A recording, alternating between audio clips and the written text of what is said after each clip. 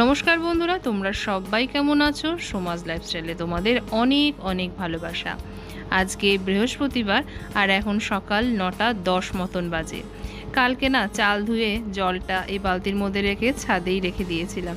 আর এই যে দেখছো এই লুনা হোয়াইট জবা গাছের কড়িটা না, এটা মনে হচ্ছে আর ফুটবে না, রোদের তাপে কুড়িটা কেমন শুকিয়ে গেছে। আর এই জবা গাছটা এটা তো বৌদি এনে দিয়েছিল, অনেক যত্নে লালিত পালিত হচ্ছে, দেখা যাক কতদূর কী হয়। আর এই জবা গাছটাও মোটামুটি ঠিক আছে, কিন্তু এই লুনা হোয়াইট গাছটা না এতটাই মানে অপুষ্টিগত রোগে ভুগছে, আমার খুবই খারাপ লাগছে। কিন্তু কড়িটা ভেবেছিলাম ফুটবে, ওটা আর ফুটলোই না। আসলে এত রোদের তাপ, তাই মনে হয় এই গন্ডগোলটা হয়ে গেছে।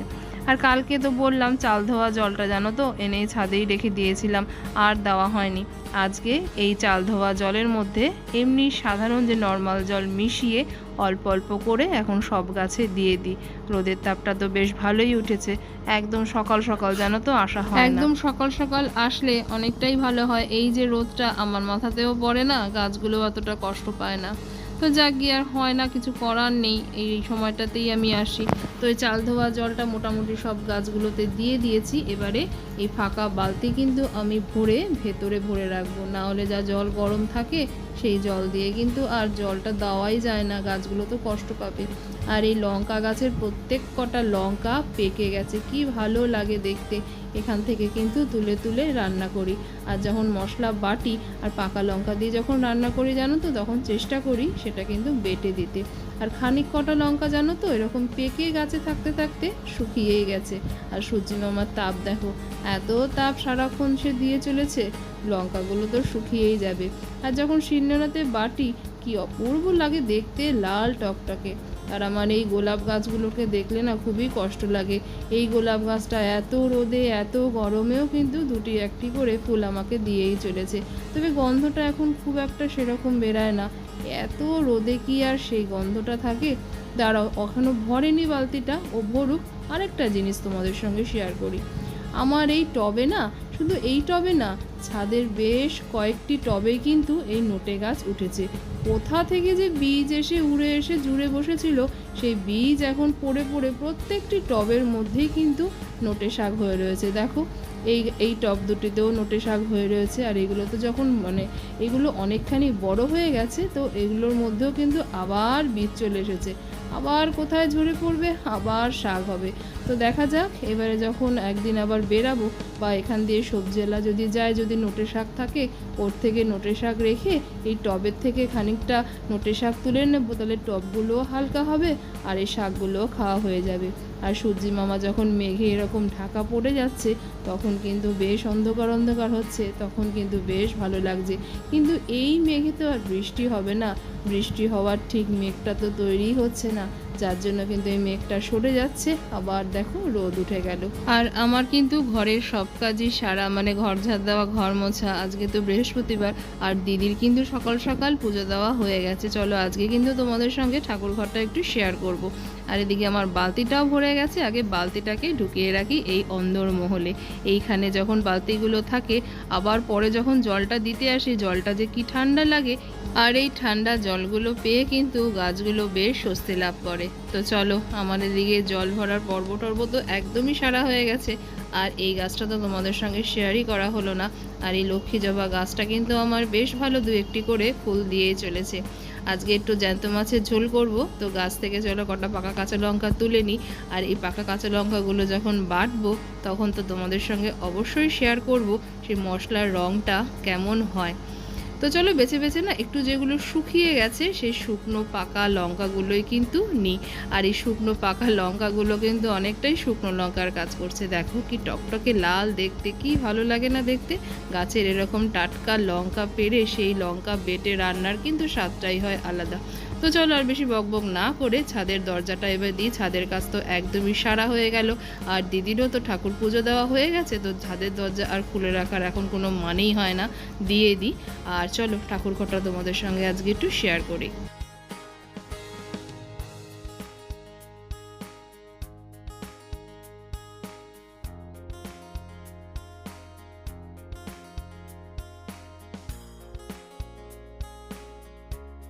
দাঁড়াও লাইটটা ধরাই, না হলে তো কেমন অন্ধকার অন্ধকার লাগে। আর এই যে লাইটটা ধরিয়ে দিয়েছি। আর দেখো দিদির কিন্তু সমস্ত পুজো টুজো সমস্ত দেওয়া কমপ্লিটই হয়ে গেছে। আর যা ফুল দেখছো এখানে কিন্তু কম বেশি সবই আমাদের গাছের ফুলই আছে। উমা এই গোলাপি জবা ফুলটাও ফুটেছে, দেখো আমি জানিই না। যদি সকাল সকাল আসতাম তাহলে কিন্তু গাছে থাকতো এবং সেটা তোমাদেরকে শেয়ার করতে পারতাম।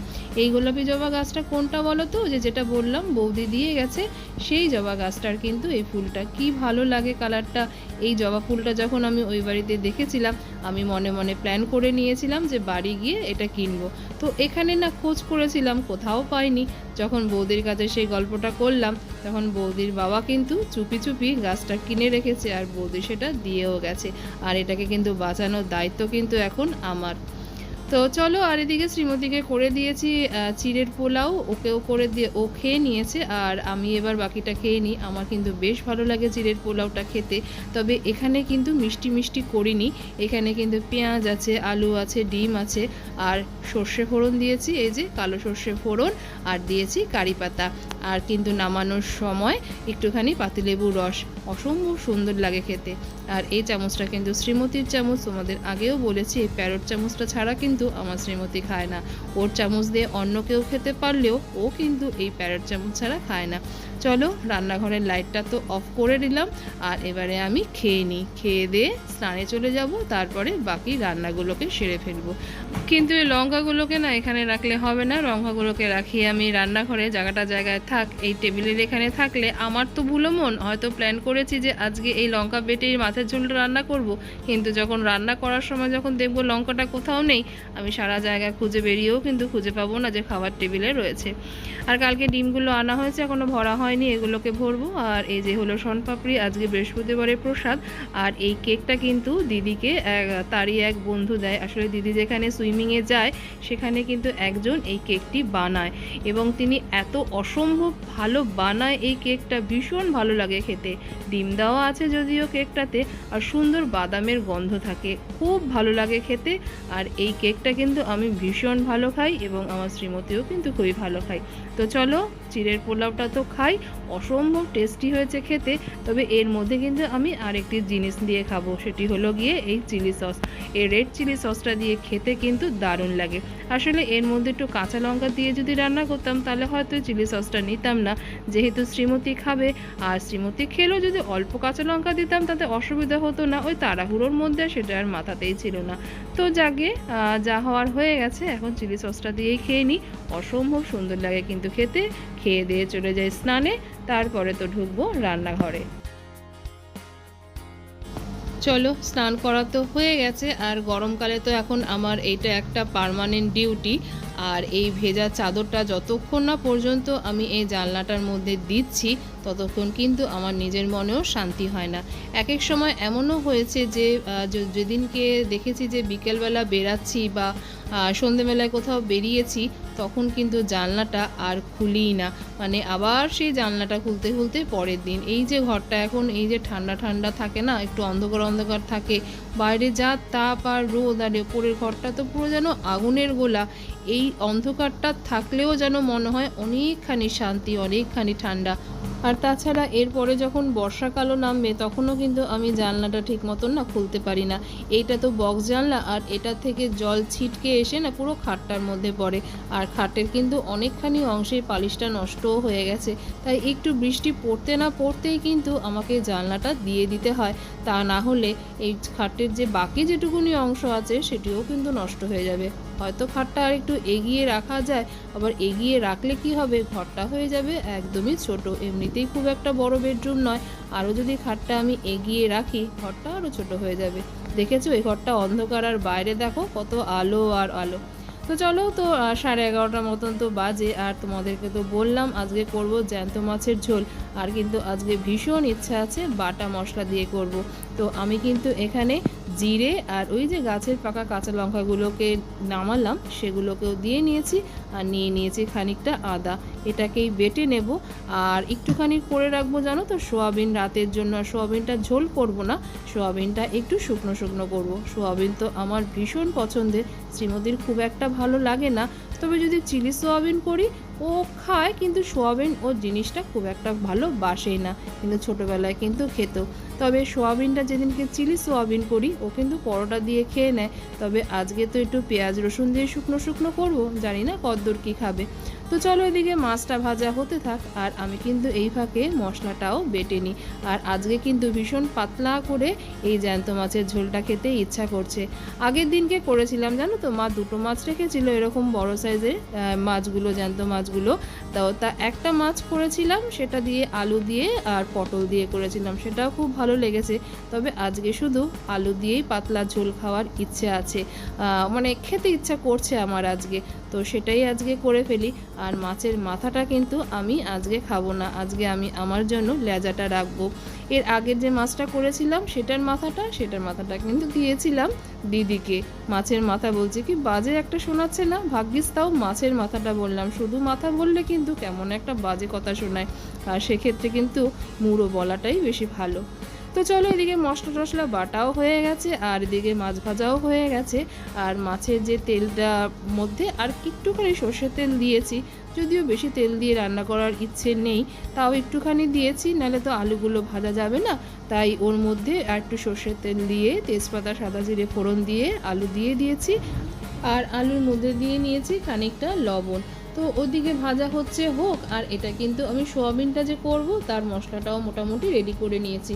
এটা শিলনোড়ায় বাটবো না, শিলনোড়াটা ধুয়ে না রেখে দিলাম, এটা একটু মিক্সিতেই ঘুরিয়ে নেব। আর এদিকে মাছের ঝোলের আলুটা তো ভাজা ভাজা হয়ে গেছে, মশলাটাও দিয়ে দিয়েছি, দারুণ এসেছে কালারটা, দাঁড়াও তোমাদেরকে সেটা শেয়ার করছি।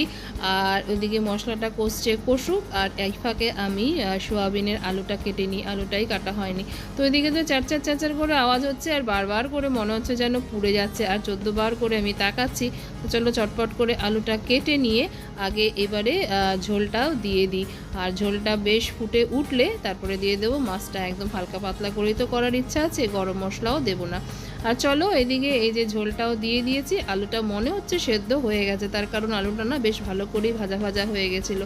আর দেখো যতবার দেখতে যাচ্ছি আলুটা হয়েছে কি না, আর ততবারই কিন্তু আমি দেখতে পাচ্ছি না। আর দেখলে কীভাবে ধপ করে পড়লো, এটাই হয়ে গেল জানো তো আমার একটা বিপদ। আর যখন এবার রান্নাঘরটা তারপরে আমাকে পরিষ্কার করতে আমার প্রাণ বেরিয়ে গেছে, যেদিকে সেদিকে একদম তেল ছিটে বেরিয়ে গেছিলো আর কি। তো যাকে অল্পের ওপর দিয়েই গেছে, বিপদটা খুব একটা বেশি ঘটেনি, কিন্তু ভয়ানক কিছু ঘটতেও পারতো, এটা কিন্তু উল্টো দিকে আমার গায়ে ছিটে আসতে পারতো। আর এদিকে সোয়াবিনটা এখনও গরম, খুব একটা ঠান্ডা হয়নি, ভালো করে চিপে এটাকে তুলে রাখতে হবে। আর এদিকে সোয়াবিনের মশলাটাও করে নিয়েছি, দেখো মশলার রঙটা কি সুন্দর এসেছে, এটা কিন্তু পাকা কাঁচা লঙ্কাগুলো দিয়েই বেটেছি। আর চলো এদিকে এই যে মাছের ঝোলটা আমার হয়ে গেছে, আর এই থালাতে তুলে রেখেছি, এটা নিচে দেবো। আর তুমি বললে ওই মাথা আমি খাবো না। আর এই বাটিতে আছে শ্রীমতীর, আর এই যে লেজা দিয়ে রেখে দিয়েছি আমার জন্য ঝোল। আর চলো এদিকে মশলাটা কষুক, আর মানে মশলাটা এখনও দিইনি, মশলাটা এবার এই যে কষুক, আর আমি কিন্তু এই ফাঁকে নিচে দিয়ে আসি, আর গ্যাসটা সিম করে রেখে যাই। আমার তো আবার যা মন, কখন হয়তো বাড়িয়েই রেখে চলে যাব, আর খুব মনে করে কিন্তু আমি এটাকে সিম করে রেখেছি, মশলাটা কষুক, আর এটা দিয়ে আসি আমি নিচে। আর চলো এই যে সোয়াবিন দিয়ে এখনও ধোয়া উঠছে। আর আজকে তো বললামই সোয়াবিনটা আমি একদম শুকনো করে করব, শুকনো করে খেতেও কিন্তু বেশ ভালো লাগে। আর এদিকে বসিয়ে দিয়েছি একটু উচ্ছে ভাজা, উচ্ছে না এটা হলো গিয়ে করলা। খুব খেতে ইচ্ছা করছিল গো চাকভাবে এই করলা ভাজা খেতে। আর যা গরম পড়েছে, এই গরমে কিন্তু টক বা তেতো এই সমস্ত খেতেই ভীষণ ভালো লাগে। তবে আজকে কিন্তু একটুখানি আরও ইচ্ছে আছে, এই যে করলা ভাজার তেলটা, এই তেলটা দিয়ে কিন্তু ভাত মেখে খাওয়ার ইচ্ছে আছে। আর এদিকে বেসিনে যা সমস্ত বাসনকুসন ছিল সমস্তই মেজে রেডি করে ফেলেছি। আর এরপরে কিন্তু আমি আবার চলে যাব স্নানে, মানে এবার রান্নাঘরটা সমস্ত পরিষ্কার করব, তারপরে কিন্তু চলে যাব স্নানে। যে পরিমাণে ঘেমেছি, আর মানে নিজেকে আর ঠিক রাখতে যেন পারছি না। আর চলো এদিকে সব হয়ে গেছে। ও হ্যাঁ, ভাত কিন্তু আমার কড়াই আছে, ভাতটা বের করে রেখেছি, ভাতটাকে এবার গরম করব। আর গ্যাসটাকে এবারে মুছে চলে যাই স্নানে। আর আমিও ভিডিওটা এখানেই রাখছি। ভিডিওটা তোমাদের কোথাও যদি ভালো লেগে থাকে তো ভালোবেসে একটা লাইক করে দিও, কমেন্ট করে জানিও ভিডিওটা তোমাদের কেমন লাগলো। ভিডিওটা তোমাদের একটু যদি বেশি ভালো লেগে থাকে তো সাবস্ক্রাইব করে আমার পাশে থেকে যেও।